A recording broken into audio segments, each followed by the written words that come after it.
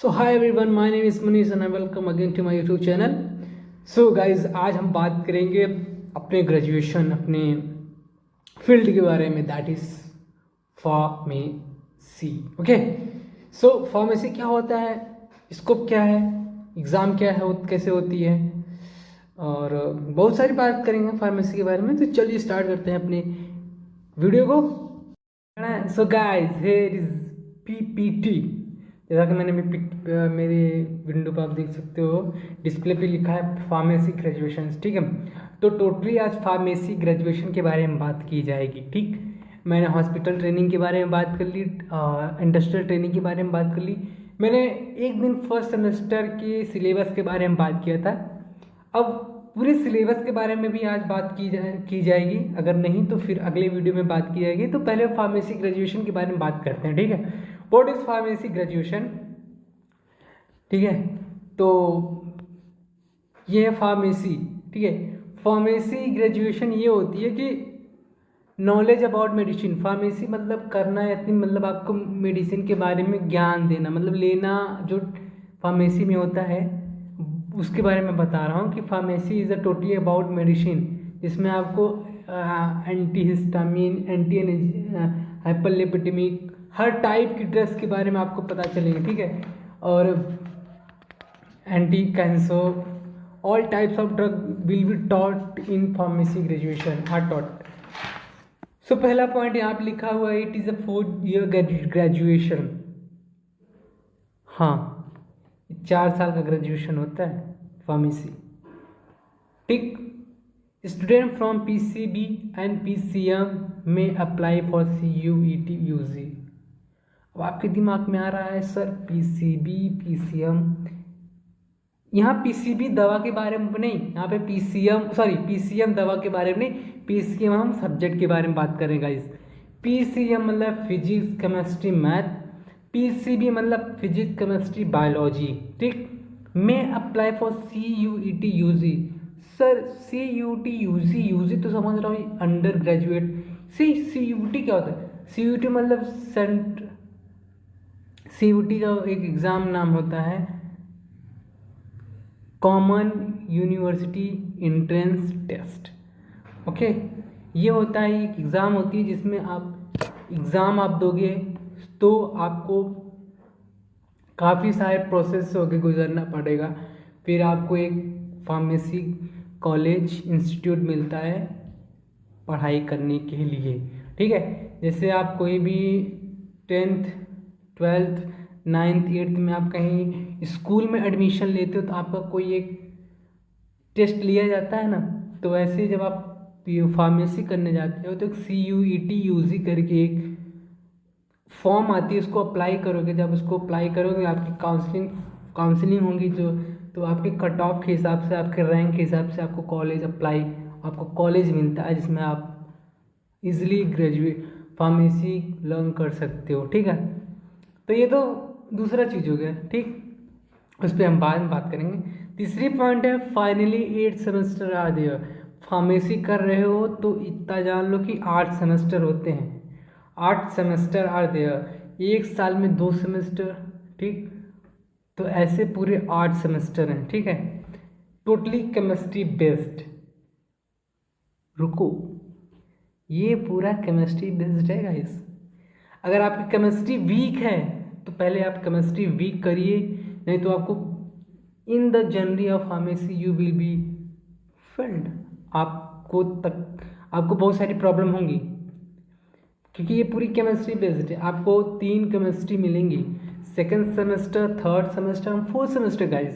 Second organic first, organic second, organic third, और साथ में जब आप इतना कंप्लीट करोगे तो आपको आएगी medicinal chemistry. Medicinal chemistry first second third. तो पहले मैं बता दूं कि आपको पूरा केमिस्ट्री स्ट्रॉन्ग करनी है। ठीक है, फर्स्ट ईयर में पूरी आप बेसिक केमिस्ट्री स्ट्रॉन्ग करिए ताकि आपको आगे फेस ना करना पड़े प्रॉब्लम। नेक्स्ट है 3 stage of seat allotment through counselling.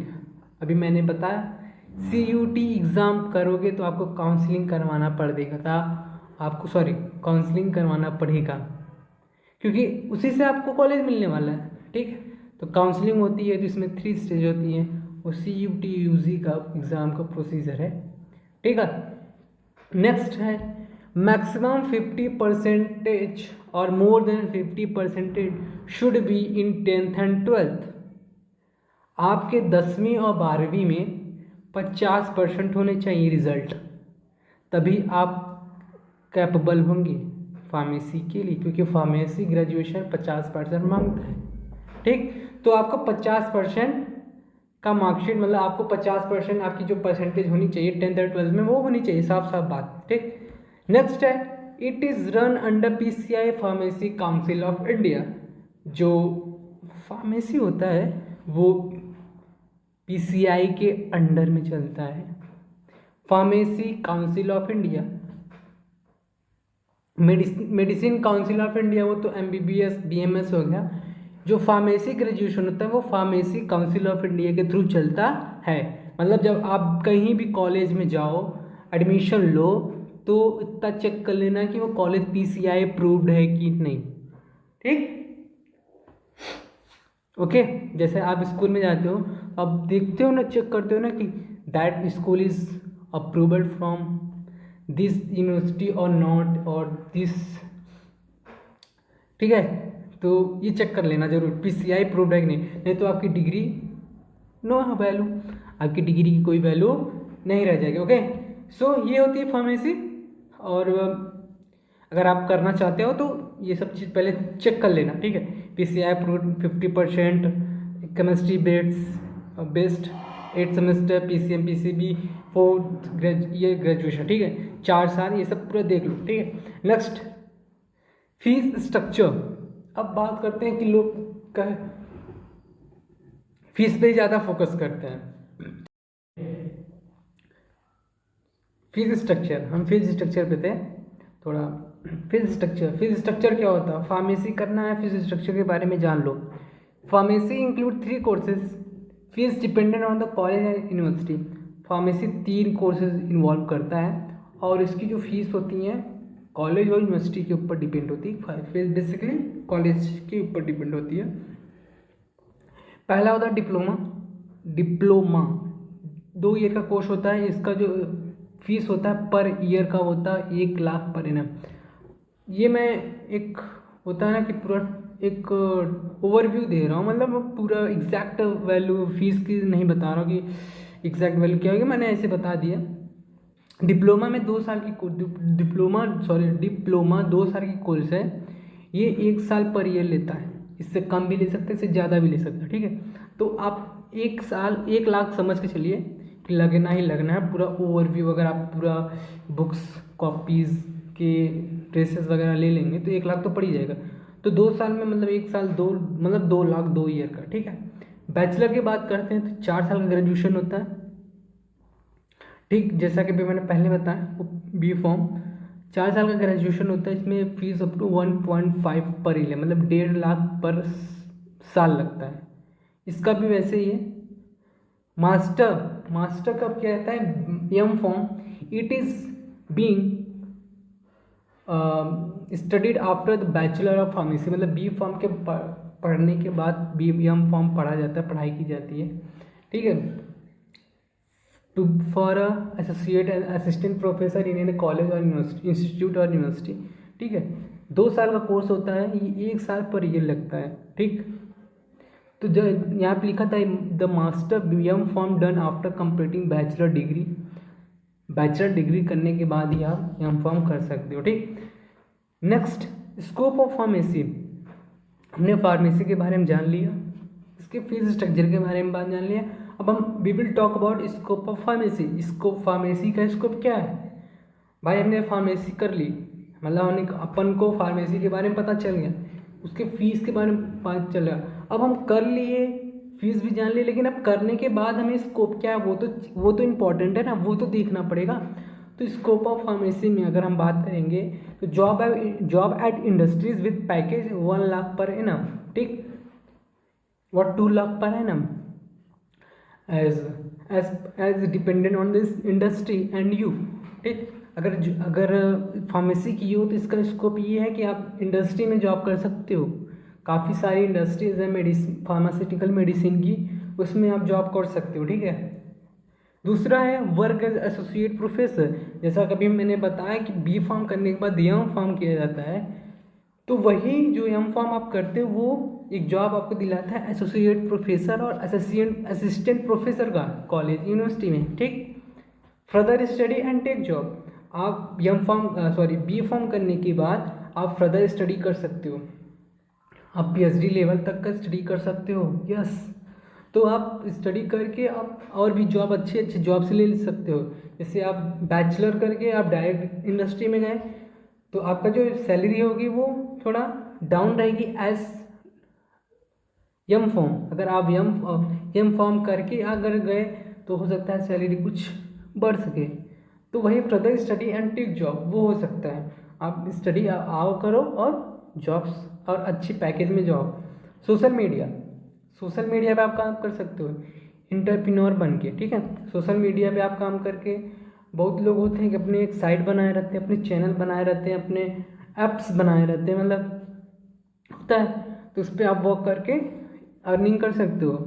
Clinical and hospital pharmacist. आप as a pharmacist you can take experience of 2 and 3 year in a hospital, and after coming any vacancy you can apply for that and you will achieve a good goal। अगर आप कोई भी hospital pharmacist करना, clinical pharmacist बनना चाहते हो, hospital pharmacist बनना चाहते हो, तो आपको एक्सपीरियंस लेना पड़ेगा और किसी हॉस्पिटल और क्लिनिक पे आप एक हॉस्पिटल फार्मासिस्ट की तरह काम कर सकते हो, जिसकी भी अच्छी खासी पैकेज है और इनकम है पर मंथ, ठीक। मेडिकल स्टोर बिजनेस, और ये medical store business you all know that retail and wholesaler business. आप रिटेल होलसेलर बिजनेस भी कर सकते हो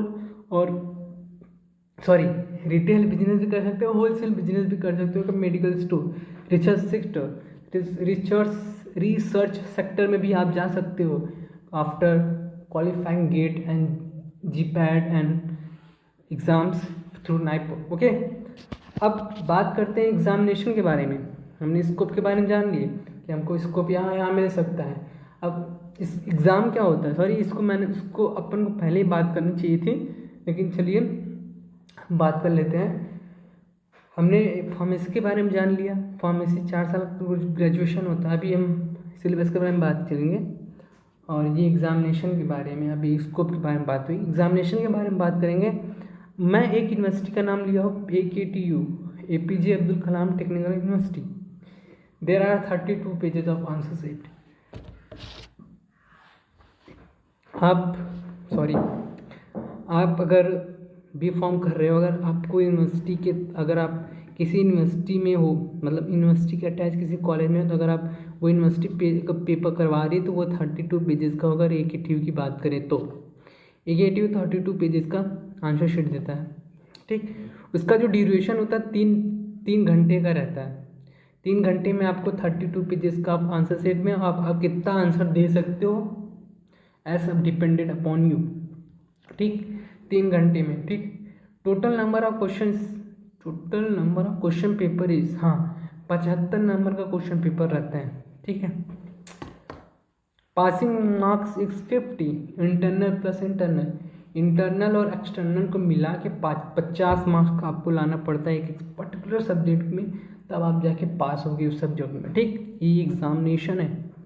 मान लो आप 25 यहाँ लाए, 25 यहाँ लाए, या 25 यहाँ 23 यहाँ किए और तो 30 यहाँ किए, तो 50 अप टू 55 जो भी होता है आप क्रॉस कर जाओगे, मतलब पास कर जाओगे। अगर आप कुछ 50 के नीचे लाए, 45 मतलब 20 इधर लाए और 25 इधर लाए, तो 45, तो you will be failed in that subject, ठीक है। तो इंटरनल और एक्सटर्नल आपको पूरा मेंटेन करना पड़ेगा। इंटरनल की बात करें, internal means the exam which is held conducted in college. Internal exam क्या होता है? इंटरनल एग्ज़ाम वो होते हैं जो एग्ज़ाम कॉलेज में होता है, और एक्सटर्नल एग्ज़ाम वो होता है the exam which is conducted through university which is called semester exam. वो एग्ज़ाम जो यूनिवर्सिटी करवाती है, जिसको हम सेमेस्टर एग्ज़ाम के नाम से कहते हैं, ठीक है। जैसा कि मैंने बताया कि 8 सेमेस्टर पूरे होते हैं, ठीक है। तो जो एग्ज़ाम सेमेस्टर यूनिवर्सिटी करवाती है उसको एक्सटर्नल एग्ज़ाम या सेमेस्टर एग्ज़ाम बोलते हैं, ठीक है। ये होता है पूरा एग्जामिनेशन के बारे में, ठीक है। और जब आप एडमिशन भी लोगे तो आपको पूरा पता चल जाएगा। आप अगर इसका क्वेश्चन पेपर भी लेना चाहें तो आप गूगल में जाके AKT university question paper last year जो भी होगा डाल के दूंगे तो आपको क्वेश्चन पेपर मिल जाएगा। ठीक है, सिलेबस की बात करते हैं। Syllabus there are 8 semester and each sem have different subject. मैंने पहले ही बताया कि 8 सेमेस्टर है और 8 सेमेस्टर में अलग अलग सब्जेक्ट हैं। ठीक है, तो गाइस ये पूरा बात थी फार्मेसी के बारे में। अब हम बात करेंगे सिलेबस के बारे में। ठीक है,